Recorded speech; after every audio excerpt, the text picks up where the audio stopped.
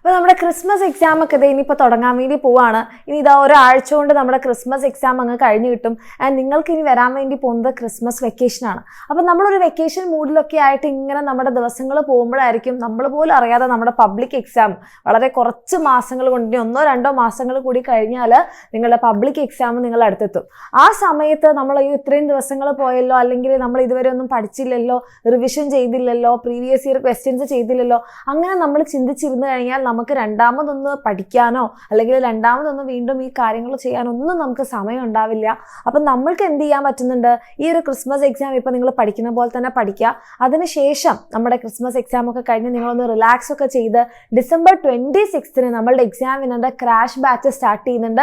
അപ്പോൾ ഫസ്റ്റ് മുതൽ ലാസ്റ്റ് വരെയുള്ള എല്ലാ ചാപ്റ്റേഴ്സും നിങ്ങൾക്ക് നല്ല അടിപൊളിയായിട്ട് മനസ്സിലാക്കി തരുന്ന രീതിയിലുള്ള ക്ലാസ്സുകളും, അതേപോലെ തന്നെ നിങ്ങൾക്ക് വേണ്ടിയിട്ടുള്ള ക്വസ്റ്റ്യൻസും, പ്രീവിയസ് ഇയർ ക്വസ്റ്റ്യൻസും, വർക്ക്ഷീറ്റും, മോഡൽ എക്സാമും കാര്യങ്ങളൊക്കെ ആയിട്ട് എൻ്റെ കുട്ടികൾക്ക് പഠിക്കണം. നിങ്ങളുടെ പബ്ലിക് എക്സാം നല്ലപോലെ എഴുതണം. അതിനുശേഷം അതിന് റിവിഷൻ ചെയ്യാനുള്ള ഒരു സമയമൊക്കെ നിങ്ങൾക്ക് വെച്ചിട്ടാണ് നമ്മുടെ ഈ ബാച്ച് നമ്മൾ തീർക്കുന്നുണ്ടാവുക.